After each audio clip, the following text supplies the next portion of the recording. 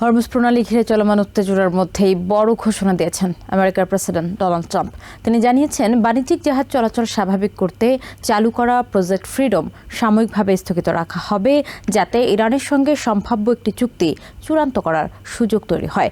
এর কয়েক ঘণ্টা আগেই আমেরিকার সেনাবাহিনী এই প্রজেক্ট ফ্রিডম চালুর ঘোষণা দিয়েছিল, যার লক্ষ্য ছিল হরমুজ প্রণালীতে জাহাজ চলাচল নিরাপদ করা।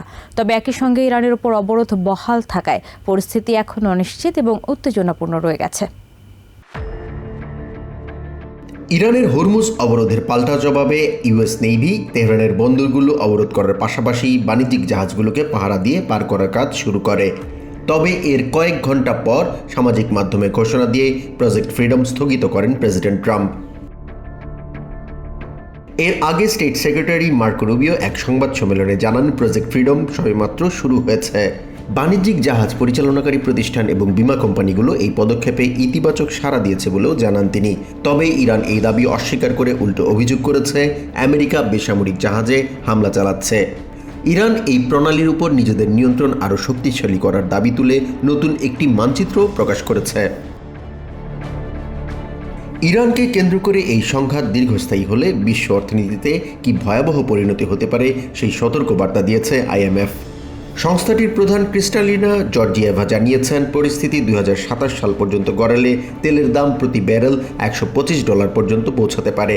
ওয়ার্ল্ড ব্যাংকের মতে চলতি বছরেই জ্বালানির দাম 24% এবং নিত্য প্রয়োজনীয় পণ্যের দাম 16% পর্যন্ত বৃদ্ধি পেতে পারে।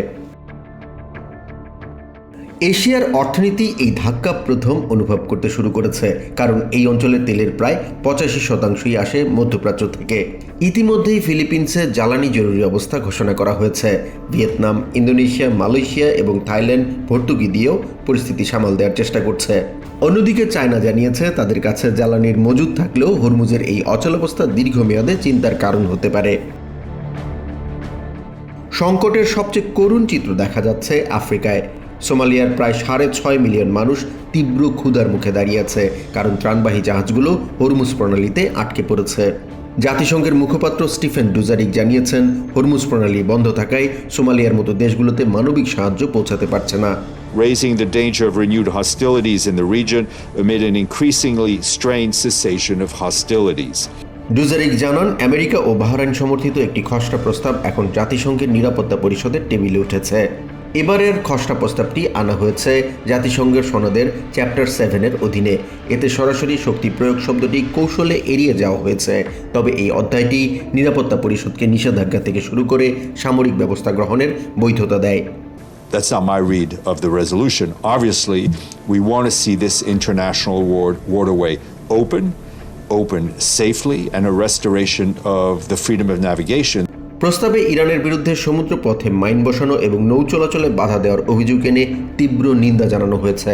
এছাড়া আগামী 30 দিনের মধ্যে ইরান এই প্রস্তাব মেনে চলছে কিনা সে বিষয়ে জাতিসংঘ মহাসচিবকে প্রতিবেদন জমা দেওয়ার নির্দেশ দেওয়া হয়েছে।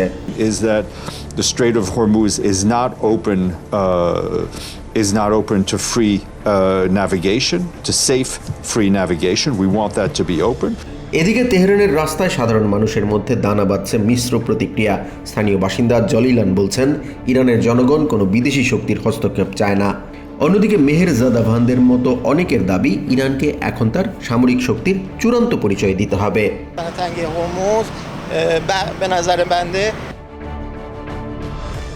জাহান মিথুন, TVN 24 নিউজ ডেস্ক।